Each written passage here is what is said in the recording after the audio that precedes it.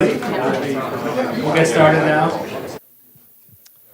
Okay, so we're very happy to have Gregg Hallinan giving our final colloquium of 2025. That's true, right? Yeah, this is the final colloquium of the semester. So Gregg is a professor at Caltech. He did both undergrad and his PhD at Galway in Ireland. He was very briefly a Jansky Fellow before getting scooped up by Caltech in the first several months, I think, after which he's built multiple instruments, both radio and optical. He's the PI of the OVRO LWA, the long wavelength array, as well as the Deep Synoptic Array, which he'll tell us about today. Take it away, Gregg. All right, thank you. Okay, how's that? All right, very good. All right, thank you, Liam. Thanks for bringing me here to see weather that reminds me of home for a change.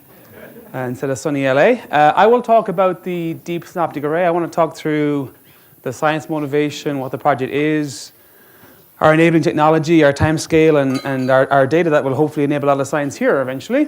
First, I want to give a bit of context. I want to just give my, philosophical musings on what we've been going through in radio astronomy for the last decade or two, which has really been a sort of a Cambrian explosion. We've just really seen dozens of experiments that have popped up and that have been enabled by lots of different factors. I was going to produce a plot that showed number of experiments as a function of time, and I quickly realized I couldn't keep track of them all. So instead, I asked Gemini to give me an image that melded the Cambrian explosion and radio telescopes. This is the result. It's very dodgy looking, but the principle, I think the analogy does hold. The key point is that there's a lot of parameter space that's occupied by radio astronomy, a factor of 10 to the 6 in frequency, resolution, time resolution. And within that, there's lots of ecological niches that are driven by particular science cases. Here, of course, there's a lot of focus on ultra-high resolution imaging for black hole, for imaging the funnel sphere of black holes. You've got single antennas that do 21 centimeter cosmology. You've got telescopes that are planned for Earth orbit and space that go all the way down to a few hundred kilohertz. And really, there's been lots of developments and drivers that have changed in that wide parameter space. FRBs has been one over the last maybe 15 years that have driven a whole new generation of telescopes.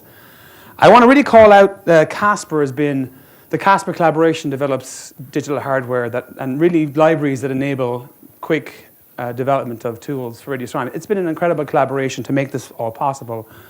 And as well as that, GPUs as a tool for radio astronomy has really been the big story of the last decade. In fact, I will say the very first big GPU backend for radio astronomy was built here in Lincoln Greenland's group, deployed at the Owens Valley Radio Observatory. But since then, there are tens of such GPU backends. And overall, the point I want to make is that there's been a shift. So wind the clock 20 years, and typically you build your own custom ASICs for your backend, and you have your finely tuned receivers that you develop yourself. There's been a shift from what I would call endogenous, inside of the field development of technology to really surfing the wave of whatever breakthrough is coming along in the much larger funded tech sector. And GPUs is the example that's most recent, but there are others. And I'm going to talk through how the DSA is an example of that. And there are positives and negatives to this. Some of the negatives are you can't control what technology is going to come and when it comes. It just arrives. So you got to plan for that. But the positives are that it very often can open entirely new ecological niches that you can grow along very quickly. And that's really what's happened for DSA. We've got two kind of key technologies that have enabled the project and allowed it to grow from small scale to sort of like construction of what is a $250 million project over a few years. And I think the same will happen in the future in new and interesting ways.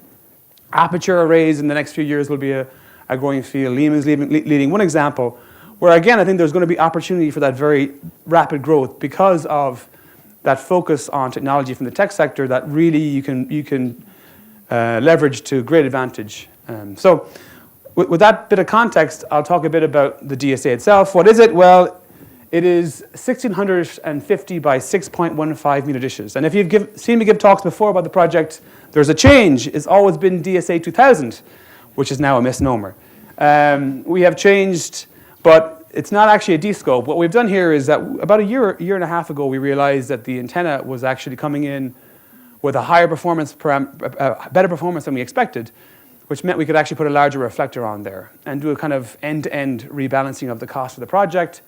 So we've ended up where we've maintained our survey speed, and it is primarily a survey telescope, but now we're about 25% more sensitive. So it operates at a single frequency band, at least the dish array operates at a single frequency band, 0.72 gigahertz.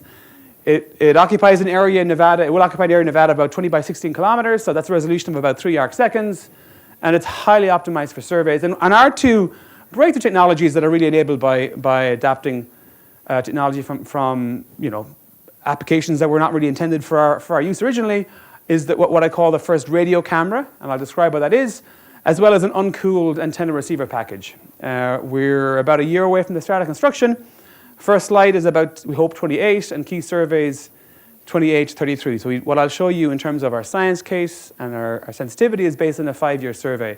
The total cost for design and construction to date, well, design to date and construction planned is about 250 million, and the design has been funded by Schmidt Sciences. Okay, so it's designed and optimized for survey. Just how sensitive is it, and what's the survey speed metric? So this is a plot that shows telescopes that are currently online and are planned at a frequency of 1.4 gigahertz. And the metric here is sensitivity in 1 hour and survey speed, or time taken to get to 2 microjanskis for a given area. The DC-2000 really is unparalleled on the metric of survey. It is essentially, you can think of it as an analog to the big surveys at other wavelengths. For example, the Rubin Observatory in the optical and Spherex, for example, in the infrared. It will survey the 31,000 square degrees to about 500 nanojanskis through multiple epochs over about 5 years. And that will increase the radio source population to about 1 billion radio sources with full Stokes where SNR allows. But not just continuum, we'll also have a few million galaxies in H1, more than 100,000 FRBs over its 5-year period, and 20,000 new pulsars, as well as 1 million slow transients. And I want to really make the distinction here. Again, it's a survey instrument, and it's really designed for a different purpose than, for example, the NGVLA, which is a much more frequency agile, higher spatial resolution, and more sensitive telescope that will really be very complementary in the next decade. And really, we hope DSA will survey the skies in advance of NGVLA. You'll see repeatedly that the DSA-2000 naming will reappear again and again. We are just about to rebrand formally, so you'll see that throughout the slides. All right, so for those of you who speak radio, here are some of the key metrics. Our collecting area is about 50,000 meters squared. Our SCFD at zenith, between 1.65, 1.75 Janskis. It will vary as a function of zenith angle because our spillover noise will increase as we move away from zenith. Field of view in the center of the band, about 5 square degrees, a spatial resolution of 3 arc seconds. And in an hour, our sensitivity is about 600 nanojanskis. And really, it's planned to be and relies very heavily on all of the other great surveys that happen this decade. It is really the decade of surveys. You've got Rubin and DSA on the ground, of course, as well as surveys with SKA in the southern hemisphere. You've got Euclid, Spherex, Roman, and UVEX, some having launched, some that are planned. And really, it's not just complementary. Really, DSA relies on these surveys very heavily. A lot of the science that we do relies on things like reliable photo Z from Euclid, etc. And that's a key part of it's very fortunate timing for the project, really. So we plan a 5-year survey. Most of the time will be spent doing a cadenced all-sky survey, covering 3/4 of the sky to about 500 nanojanskis. In reality, we'll have variable depth, variable cadence. I'll address that momentarily.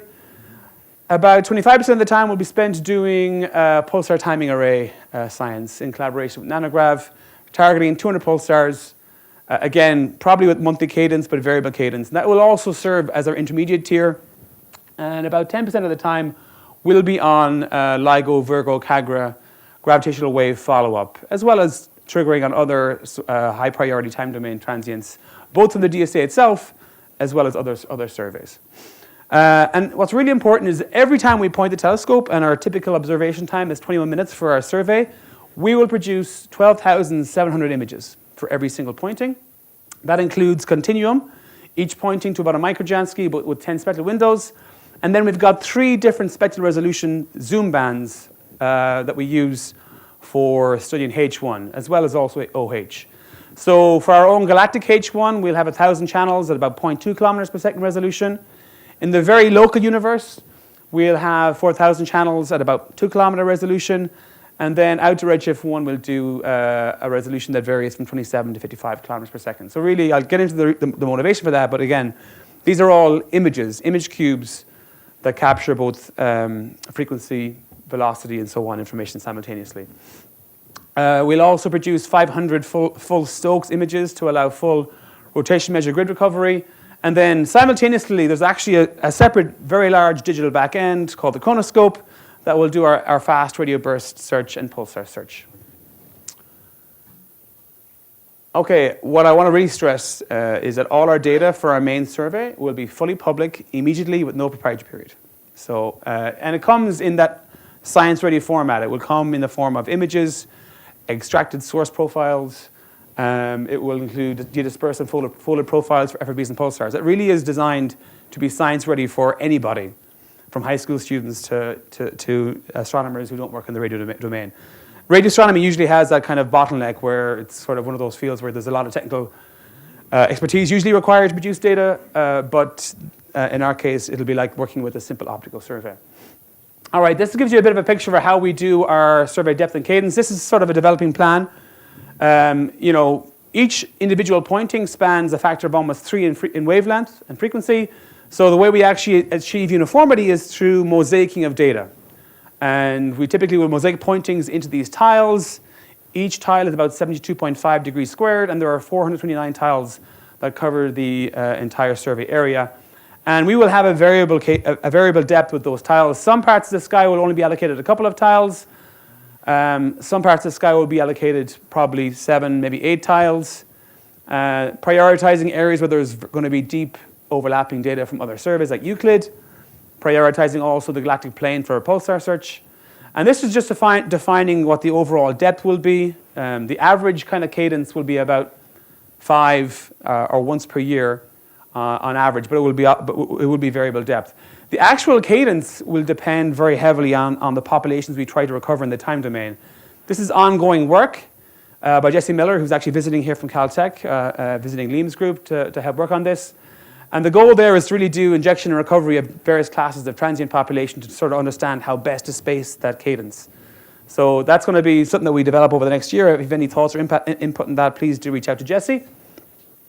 And I want to kind of maybe touch now on what is the key science that drives and motivates the project. I'm only going to describe what has been the key science cases that we've used to require or define our design.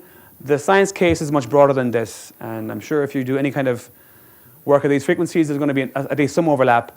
For me personally, I'm very excited in the multi-messenger astronomy and time domain aspects of the project, and I'll cover those.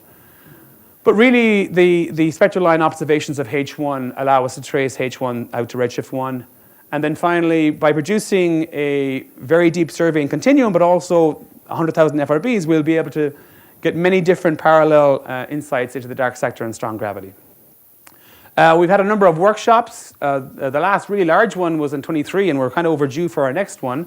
But you can go there and get a sense of, you know, from those presentations and from the resulting science reference document, what the key science looks like overall. And I'll talk through just some of the really key science cases we've defined. One very important one is pulsar timing in collaboration with nanoGrav. Of course, we had this wonderful discovery or recovery of the Hallinan down curve for the stochastic background a couple of years ago, both from nanoGrav as well as a number of other PTA groups worldwide and the IPTA as well, the international collaboration. For the US, it's been kind of an unusual few years. Of course, Arecibo was a major player in pulsar timing in the US. And actually, the genesis of the DSA project goes back to 2013, but the DSA 2000 became a project in 2018 when I was invited to give a talk at a nanoGrav workshop, and they asked, what would a DSA-like replacement for Arecibo look like? Didn't know at the time it would be kind of more urgent than it became more urgent than we realized pretty quickly, of course, because we lost Arecibo. And the goal is that DSA will step in with more sensitivity, a larger steerability on the sky, and more time allocated to really deliver a lot more science for PTA. It will characterize the Hallinan down correlation with much higher significance, but really the key goal here for DSA is to actually detect individual sources in that background. And here's examples of different sensitivities for nanoGrav with and without the DSA in coming years, and its likelihood to detect different binary, supermassive black hole binaries within that background. And the prediction is that we should see a few with the DSA, and I'm hoping that will develop to be a multi-messenger application where we follow up with other wavelengths. Another one that's near and dear to my own heart is to follow up black hole binaries, neutron star binaries detected by LIGO and coalescence.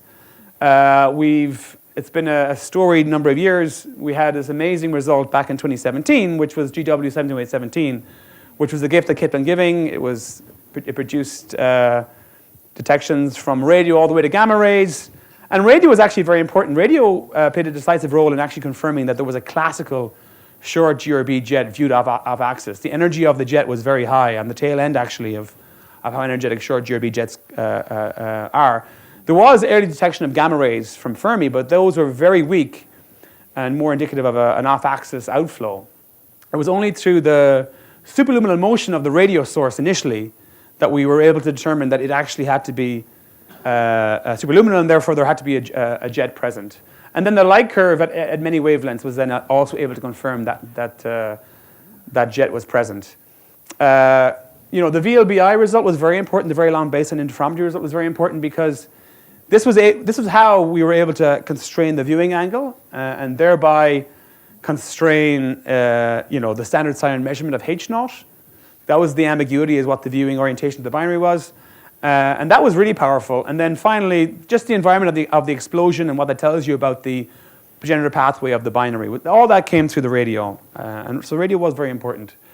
Of course, it's been many years since GW72817, and we've really had a mixed experience in the interim. That event was in our cosmic backyard. And we used our biggest telescopes to characterize that event. LIGO has since increased its range by a factor of many, and we haven't increased our telescopes by a factor of many, unfortunately.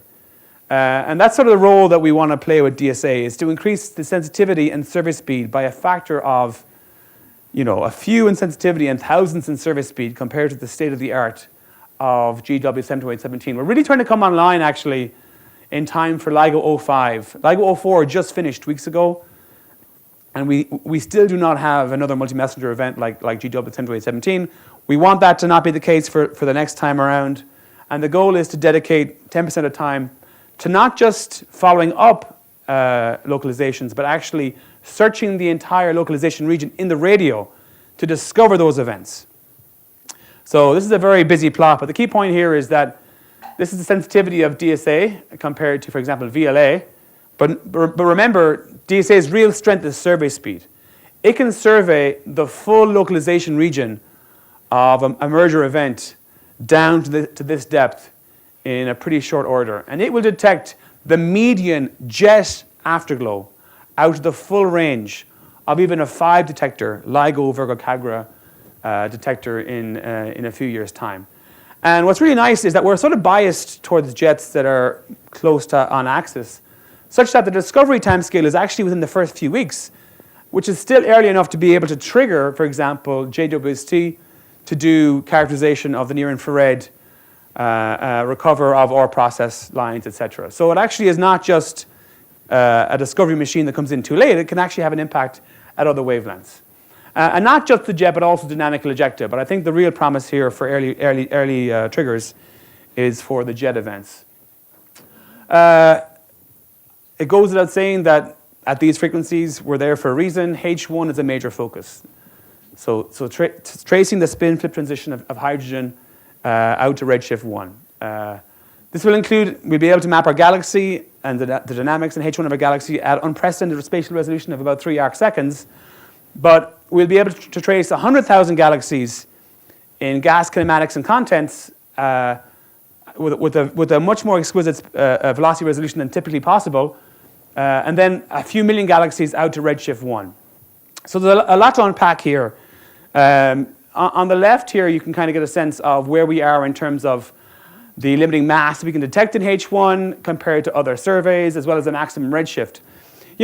Compared to something like Meerkat, which is actually a pretty sensitive telescope, our telescope is really optimized to image at a few arc seconds. Meerkat can kind of have a configuration or a weighting that gives it pretty good sensitivity on larger angular scales. Our real sensitivity is that higher angular resolution scale we'll have of 3 arc seconds.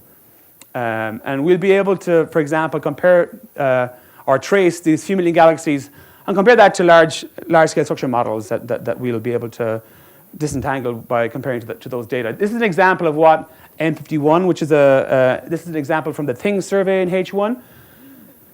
We'll be able to do this for 100,000 galaxies, not just tens of galaxies. It'll be transformative. Of course, DSA's history has been in fast radio bursts, and that will be the case, of course, for DSA, the full DSA. It will localize something like 25,000 FRBs a year to much less than an arc second. And that will be transformative for understanding the distribution of matter around and between galaxies. Of course, Liam is here and has given talks here and is really instrumental in crafting this science case. We go into an entire new era with the DSA. We're talking about 100,000 FRBs localized with precision. And that won't just allow us to be able to disentangle the CGM from the IGM. We'll be able to really understand fundamental parameters like baryonic feedback and how they play a critical role in, for example, H naught or neutrino mass, really beginning to constrain, in combination with other surveys, fundamental constants. I'm really excited about transients on longer time scales, so weeks to years. My group has been working on the VLA Sky survey for a number of years, and it's been just a really, really rich domain to find exciting new transients. Not just my group, there are many groups doing this, but here's a couple of results from my own group. Here's an example of a transient that was present in the VLA Sky survey, but absent from the first survey, and it sits on this galaxy at a distance of 120 megaparsecs. And if you go back in time, you'll find there was an X-ray transient about 4 years earlier, and the radioluminosity from this thing was just completely unexpected. And it turned out to be due to many solar masses of material crashing into, or shocking basically. And the model that we were able to ascribe was basically a merger-triggered supernova, essentially a compact object that inspiraled into its companion and then triggered an explosion. This is published in 21. And then another example is this this transient sitting on a very small dwarf galaxy that had a flat spectrum and looks to be an extra-galactic pulse wind nebula. There's been so many of these unexpected discoveries from VLAS.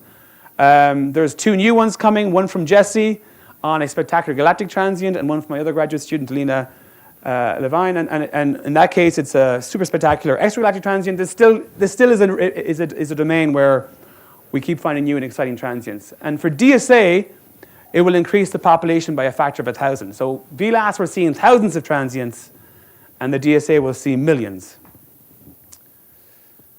So I've already mentioned H1. One thing I did not mention was that we could actually use that H1 to characterize the rotation curves of tens of thousands of galaxies. And very importantly, getting down to very low mass galaxies, where you see a real diversity in the behavior of those rotation curves. And there are large open questions, of course, about the nature of dark matter. This will be a very powerful probe tying the relationship of those rotation curves and therefore dark matter to the nature of the galaxy itself, distinguishing between core-dominated and cuspy models, for example. So this is really going to be, I think, an exciting application because H1, you can trace that out to a much larger radius than you can in the optical and do that for tens of thousands of galaxies. We're going to be able to do strong lensing. Again, this is something that Liam has been very involved in planning for. So the DC-2000 will detect tens of thousands to 100,000, tens of thousands certainly, strong lenses. And that can be something that we use to constrain H0 through time domain cosmography. The advantage here for DSA compared to other surveys is really the average distances at a higher redshift, which is very powerful in breaking ambiguity.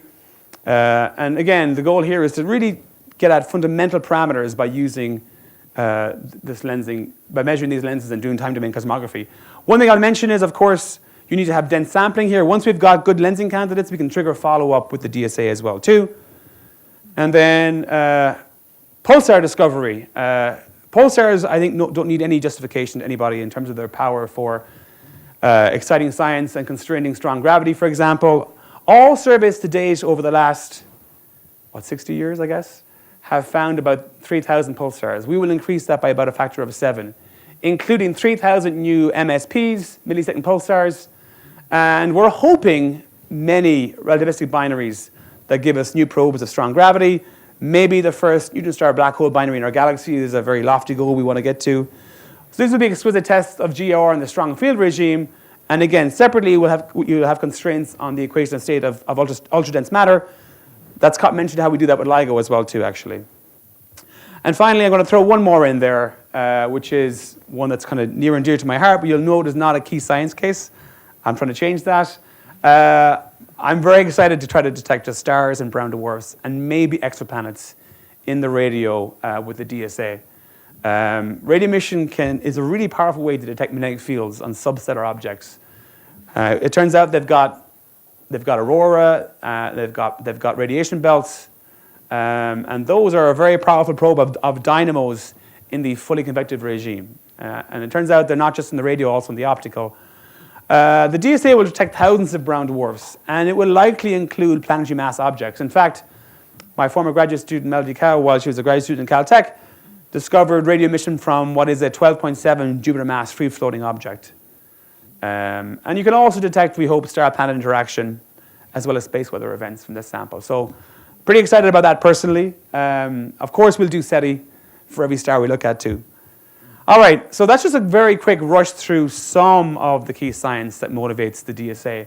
I want to talk through the enabling technology. I mentioned that whole kind of, Cambrian explosion that's happened in radio. And I want to talk through what really enabled our project to come online, develop really quickly, come online very quickly, and be as sensitive as it is. And the first is a radio camera. So what is a radio camera?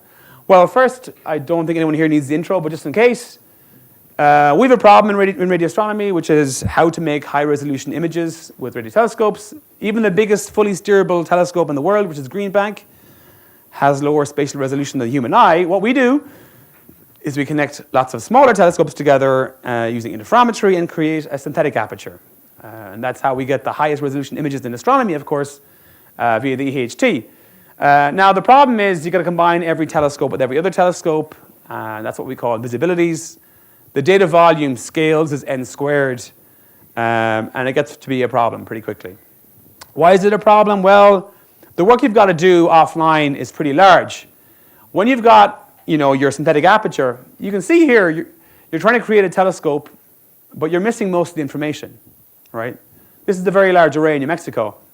Compare that to a filled aperture, you're missing most of the information, which means when you create an image, or if you try to create an image, it presents you with an ill-posed inverse problem because you're actually not fully sampled in the EV plane. This is a very famous astronomical object. Anyone tell me what it is? This is a VLA. Oh, Martin. No, okay. I thought Martin was going to take a shot. Okay. No, this is the same image post deconvolution. This is the Crab Nebula, of course. To go from here to here requires deconvolution, which is nonlinear. But really, the big bottleneck is that how we do that is an algorithm called CLEAN. It's 50 plus years old. And actually, we do this in a very computationally expensive way. We create an image, we find a peak, and eventually we go back to the visibility plane. So we have to grid the data and then degrid it. And that gridding has become a huge bottleneck for astronomy. But the good news is that eventually you can get beautiful images of the VLA that have similar resolution to, for example, the optical, and you can do a lot of comparative analysis across wavelength. But it's very expensive, and our usual model in astronomy still, in radio astronomy, is to download the data from the VLA archive, run the pipeline, and go away for a week and come back, and it's painful. And the problem is getting worse. The reason it's getting worse is because that n-squared problem. This is actually just some of the telescopes that have come online. The VLA went through an upgrade about 15 years ago now, and went to a petabyte per year. And that immediately choked radio astronomy. Everyone was struggling with the data. ASCAP and Meerkat are up to the tens of petabytes per year. And then we talk about SKA and NGVLA. We're getting into the exabyte territory, where a significant fraction of the cost is just storing, transporting, shipping the data. to, in the SKA's case, regional science centers. Now the DSA, our solution is to go way up that scale, which sounds kind of crazy because you're at the zettabyte per year of raw data and something like 20 exabytes per year of visibilities. But it turns out something magical happens that makes this problem go away. And the key point here is the challenge is only a problem if you have to store the data or distribute it, which in our case we don't. Why is that? Well, it's because of what happens when you get to very large n. So I'm going to show you through a series of images. I want someone to tell me what the image is when they recognize what it is. As we go in powers of 2 up to the DSA. This is 2 antennas. Oh, I've skipped one. This is 8, 16, 32, 64. Sorry, Liam. I had to do it to you, I'm afraid. 256, 512, 24. And the point is quite obvious, that eventually, if you get into the regime, you fully sample the UV plane, you don't need to do that same level of deconvolution you have to do. And that's the key picture. What we're doing is not that clever, at least at the surface. We take an image that the VLA creates with no deconvolution, the dirty image. The equivalent image for the DSA is close to perfect. And what we want to do here really is remove or bound the non-deterministic steps. If you want to create an imaging backend on something like a GPU or an FPGA, you've got to make the pipeline deterministic or close to deterministic. All we do is we move the Cotton-Schwab clean out of the pipeline by not requiring visibility-based deconvolution. And then we also actually, with calibration, we end up being able to bound it and make sure it's done with low latency.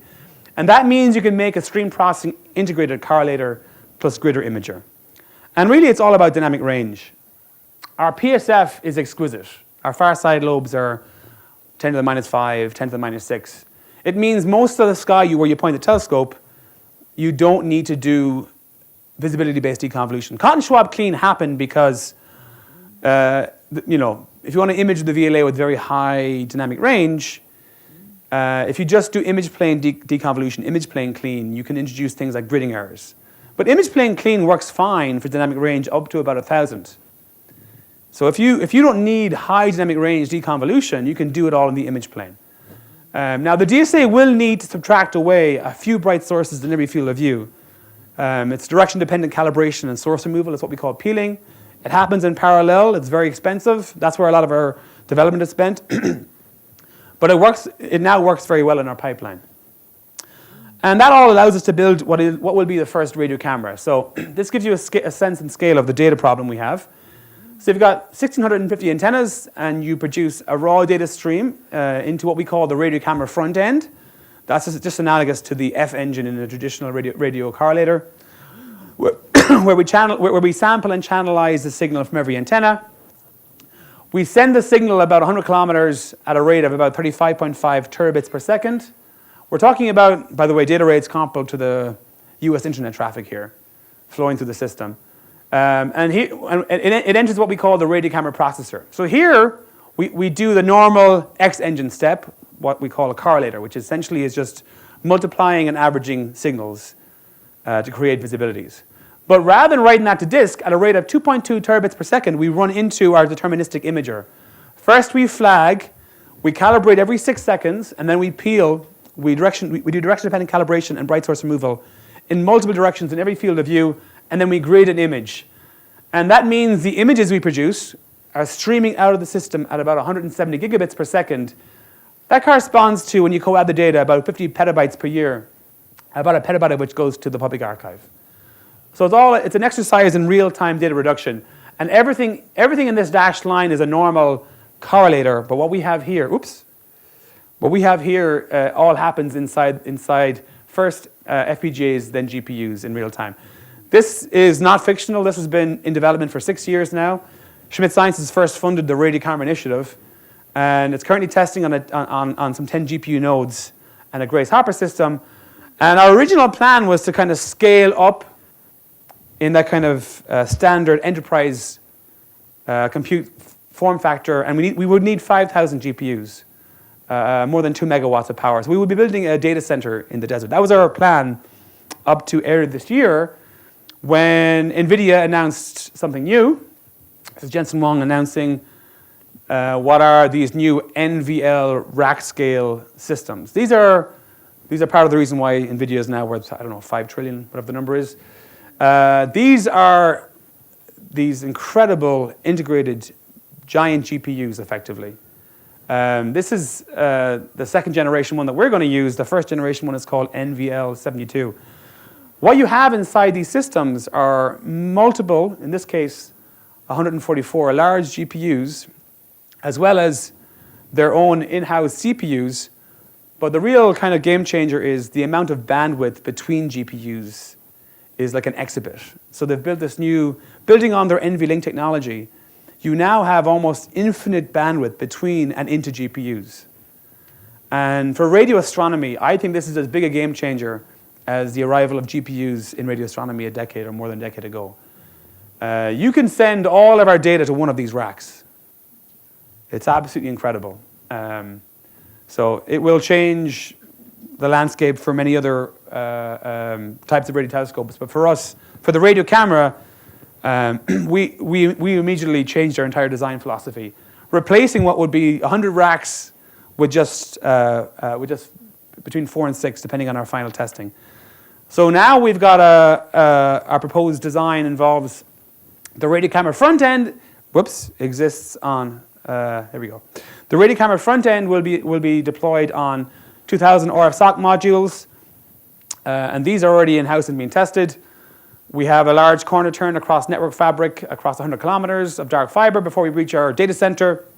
And here, all of the compute happens on these rack scale NVIDIA systems. By the way, there are also AMD versions as well too that are pretty amazing. So each one of these racks is about 125 kilowatts. So you're pumping in a huge amount of water to cool them down. But again, each rack is about 4 exaflops. It has enormous compute capacity. So our X engine, for example, will be of order exaflop in size. Can happen on a single rack.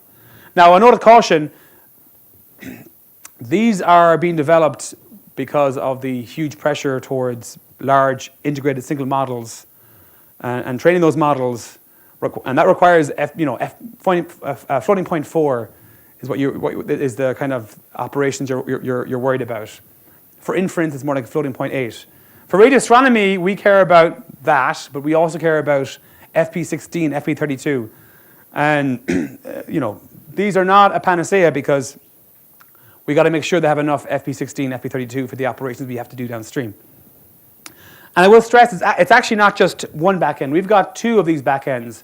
One is the radio camera that produces those 12.7 thousand images, and there's a large team working on this. And then you also have the chronoscope led by Vikram Ravi, which is focusing on the fast time domain, where you've got to form beams, you've got to de-disperse those beams and search for FRBs and also pulsars. This is a huge undertaking. Lehman's very deeply involved here as well too. That requires a talk by itself. My main focus here is to just introduce the radio camera. But I will say the rack scale solution again here is fantastic because when you're doing beamforming for pulsars, you got to do multiple corner turns, where you're going from the antenna domain to the frequency domain to the antenna domain, and you're just shuffling a huge amount of data. It can all happen inside the rack very seamlessly, and it makes throughput much easier. Okay, how do we know this is going to work? We designed this entire telescope, both hardware and software, through what I think is the most sophisticated forward model of any telescope.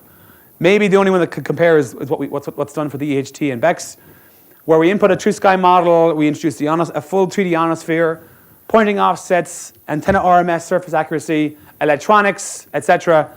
And then we use that to validate performance through fidelity checks.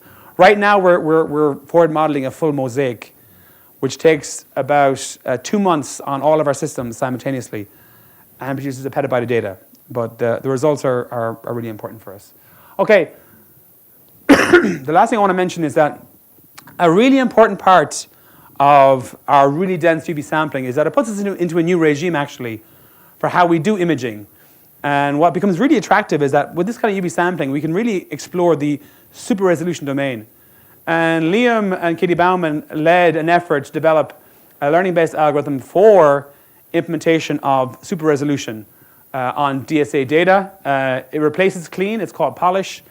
Took me about 2 years before I realized that was actually a play on words. That's how dumb I am. But yeah, it's a really clever approach, and there's a lot of work to happen here. But a lot of the exciting stuff will happen based on things like super resolution of the data. For example, can we do weak lensing with these data after super resolution? Okay, I want to move along quickly and just talk about the other major technology, which is the antenna receiver. We want to replace something like this with a low-cost, cheap thing, but has, oh God, I'm really mismanaging this, but has equivalent performance. The big limitation to going to smaller dishes is that typically at these wavelengths, you need to cryogenically cool your system to achieve performance. That introduces both construction cost as well as operations costs. You know, servicing thousands of cryogenic systems across a very remote site would be very expensive. So we want to replace this with this, which is an ambient temperature, but essentially equally performant uncooled receiver. And this is something that's been going on for more than a decade and really led by Sandy Weinreb. And we've been kind of developing this technology since about 2013. The first version was bought off Alibaba.com, and then as you go to the right, it gets more and more sophisticated. DSA 110 is fully operational with a receiver that has 25 Kelvin noise temperature, and we've now got fully steerable prototypes of the DSA, the full DSA.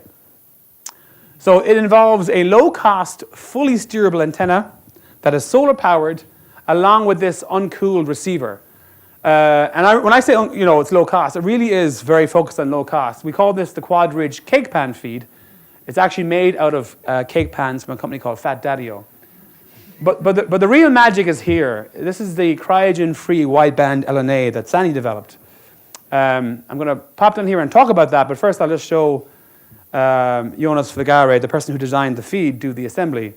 It's about 30 minutes and one Allen wrench, so it's the IKEA feed being done in Sweden. So the LNA is incredible, and it's an example. Again, this is the technology that came from outside that made this part of the project possible. It's this incredibly, it's this amazing transistor from Duramics. It's a p-HEMT transistor, and what Sandy realized was that this transistor has a very it's designed to operate at a much higher frequency, but its T-min at our frequency, therefore, is very, very good. But it required a really well-matched impedance network to be able to capitalize a very low loss network. And he built this stepped impedance suspended substrate matching network. The paper is in 2021, Weinreb and Shi, that delivered effectively about 7 Kelvin noise temperature at room temperature for this low noise amplifier. And these are deployed on DSA 110. So we're talking about performance that's, comparable to the VLA, but for a very low cost. So the first generation was this stepped impedance line. Kieran Shaila, a graduate student at Caltech, has optimized this impedance line and got us another 1.5 Kelvin. We keep trying to modify this design because it keeps giving us improved performance. The latest efforts now, there's two new efforts. One is to try to integrate the LNA into the feed to improve the matching a bit more, and we may actually attach a Peltier cooler to the LNA. But I have to stress again, this technology is a game changer. We're talking about 7 to 10 Kelvin noise temperature from an LNA for a few $100s at room temperature. Now, the antenna presented its own challenges. Because the radio camera is one-shot calibration in real time, it was critical to not have any direction-dependent errors from the instrument. So the pointing requirement was very precise. The surface axis requirement was very precise. We required of order a millimeter RMS and arc-minute pointing for what is a low-frequency dish, effectively. And this was developed by the group at Ovro along with Minix Engineering. The reflector, when we first approached the problem, we couldn't find a commercial solution, so we built our own hydroformer. This is this forms from sheets of aluminum 5-meter reflectors with a surface accuracy of about 0.5 millimeter by pumping in water at 50 psi. We didn't build the building yet, we just built the hydroformer. And we can create 4 to 8 of these a day pretty easily. So a lot of our time over the last few years, we're kind of finding these kind of technologies. In the interim, we have now found a commercial solution that we may actually favor. And this is showing the Avro site. You can see the LWA and the DSA 110. And on the east side, we've been building these prototypes of the DSC 2000. And, you know, in a way, try to be environmentally conscious, but also to keep our costs low. The way we install these dishes, we actually pound the pedestal into the ground using a vibratory hammer, and then we attach the antenna to that at the end. And this is the process last year where we installed our very first prototypes. You can see the hammer pushing down the antenna. And here is a movie of the first 4 of our in-house 5-meter prototypes that are now fully operational. And for our actual manufacture, we're partnering with a company in Germany called MTEX Antenna GmbH. These are our 5-meter aperture design. We have now increased the design to 6.15 meters. And here is the factory acceptance that happened just a couple of weeks ago of our 6.15 meter design, which I think is actually a better looking antenna than the old one. But anyways, this is now the antenna we will be using for manufacture. And this company actually was able to develop with a partner, Concad, an alternate method for the reflector. This is actually a mechanically pressed reflector. And the performance is incredible. It's 280 microns. Our requirement is like a millimeter. So this thing can operate at a few tens of gigahertz for those who want low-cost dishes that operate at those frequencies. These cost about $50,000 each, these antennas.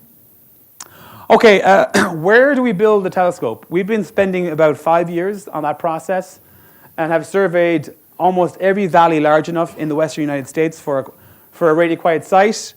Here's some of the team doing the surveys.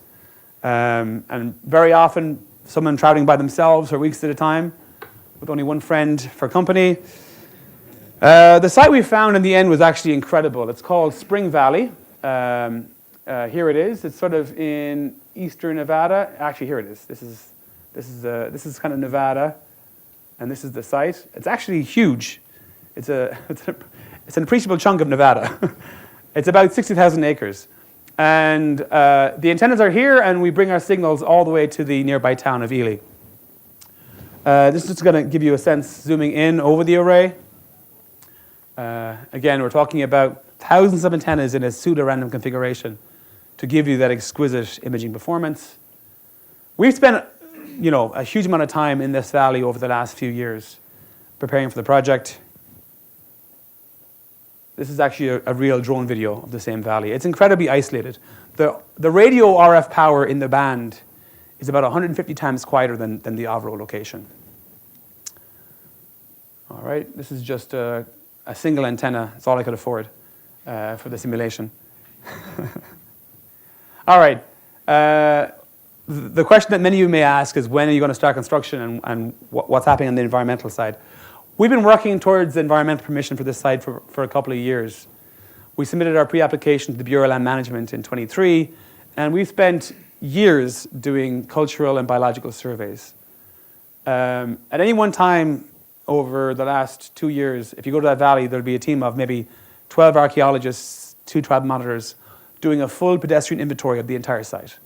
It's now all finished, and we hope to complete NEPA in 26. And really, this is our original design before the environmental process, and this is it after. So, you know, there's been lots of avoidance. The PSF is still beautiful, though, by the way.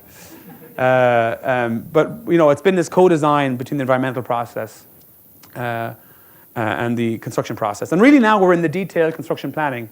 We're going to have buildings, a small series of equipment shelters on the western side that host our RF SOC technology, and then you know, the team that do the installation of the optical fiber is a company called Praxis.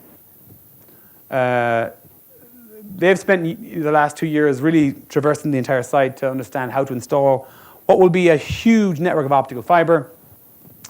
And we're in the kind of planning phase now where we're kind of understanding exactly how to sequence construction in what will be a fairly condensed 2-year construction period.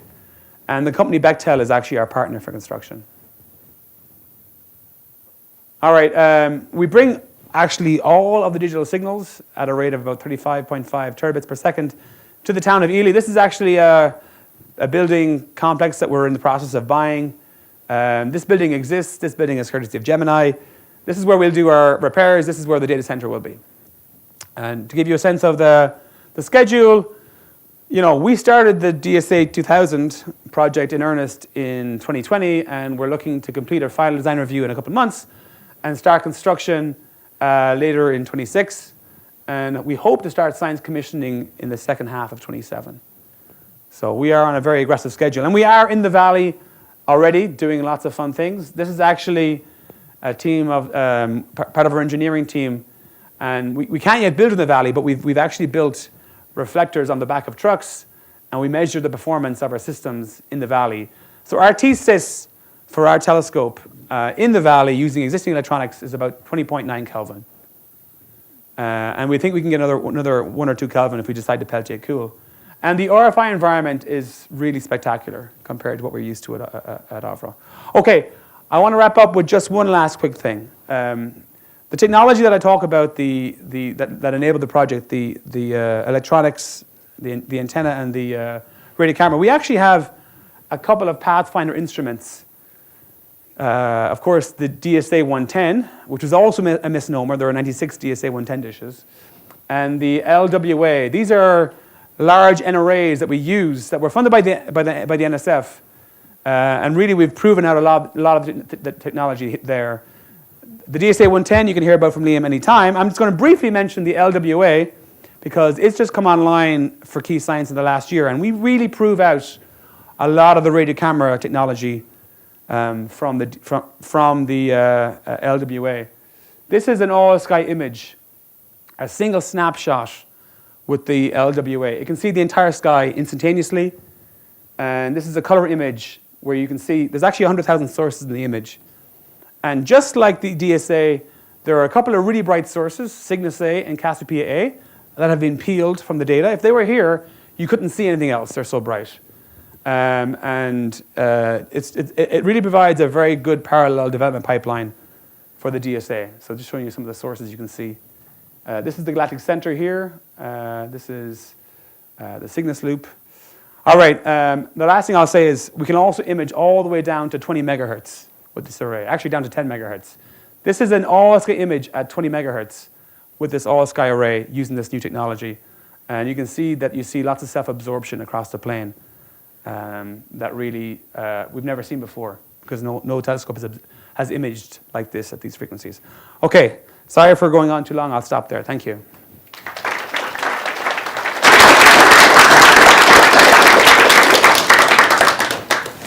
Okay, thank you, Greg. If there are questions, just raise your hand. I'll bring you the microphone.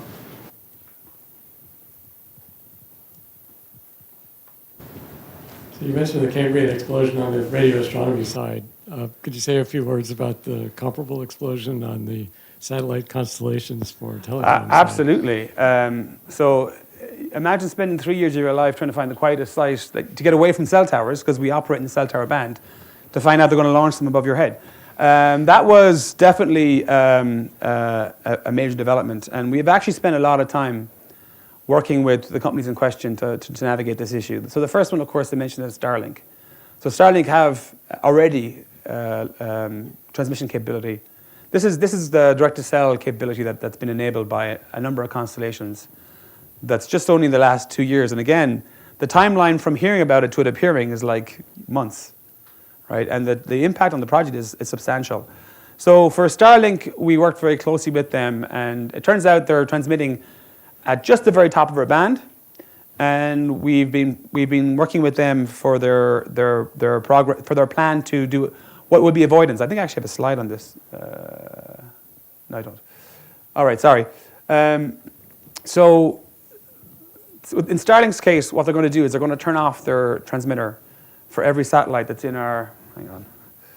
For every satellite that's in our band. I don't know what this is doing here. So for every satellite that's in our band or in our field of view, they're going to turn off the transmission. We've got to give them a 20-minute notice.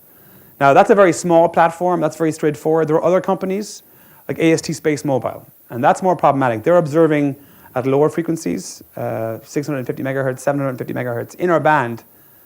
And their design is very different. It's a small number of very large satellites, and they beamform. So you got to worry about how clean their beam is. We are, in the next 2 weeks, going to have our first coordinated test with AST Space Mobile from the Valley. So we have done tests with Starlink. That is very manageable. It's not going to cause a problem. AST Space Mobile, we know in the next few weeks. Other questions?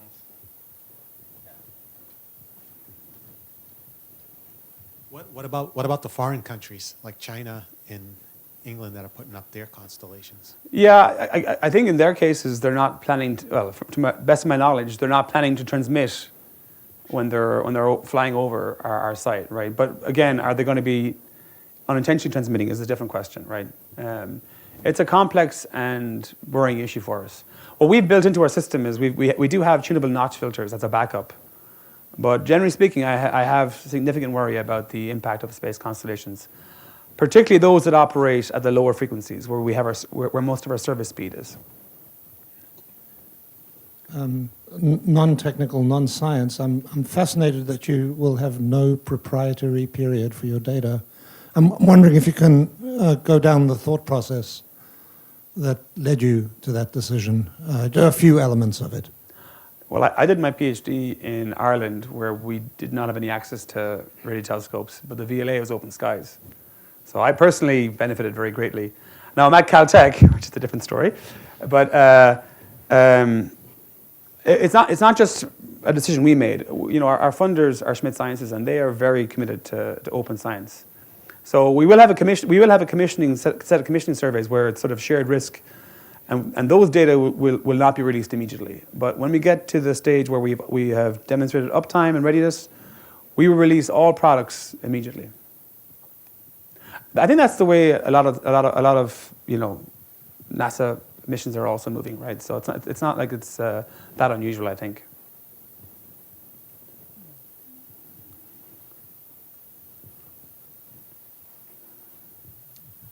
So the one piece of technology I'm worried about are your GPUs, Mm-hmm. because as you know, there are hundreds of billions of dollars being thrown into that sector, and unless you're hoping for an AI bubble burst, how many years ahead of time do you have to order your racks? So we've been very heavily involved in conversations with NVIDIA and AMD, actually. We were at NVIDIA in July. I was at GTC a couple of weeks ago. We're looking to use the Rubin NVL144, which is scheduled for release in 26, and we need that to arrive 2 years later, sort of early 28. So we're hoping to be able to get commitments in 26. NVIDIA are very excited about the project. They were less excited about the standard enterprise solution we were going to use, but they really, I think, are excited about a non-AI application of those NVL racks. So they're very keen to collaborate. We're going to be testing on some of their NVL8 systems. So I'd be more worried about an AI bubble bursting than it not bursting. I'm worried that I want the racks to keep coming off at least from a project perspective. I won't say anything about my personal perspective. You know, so we're very hopeful. They've really been very good to work with. They are prioritizing the project, and we're hoping to be able to be in a position to place the order in like the first half of 26, or whenever we can finalize the contract. And it's not just the racks. The cooling is incredibly dense as well, and there's only one company really that can provide the cooling that's closely collaborating with NVIDIA to the degree that we see that we have comfort in working with. And the cost of the cooling systems is not quite the same cost of the rack, but a significant fraction of the cost of the rack. And again, it's a case of prioritization. So a lot of our efforts have been making sure that we communicate the science impact, and so far it's been very positive. Although I think your concern is valid. One final question from Brian, and then we'll wrap up. You said that Schmidt was funding your design. Do you have construction funding? I'm not able to say anything about that today, but watch this space very closely.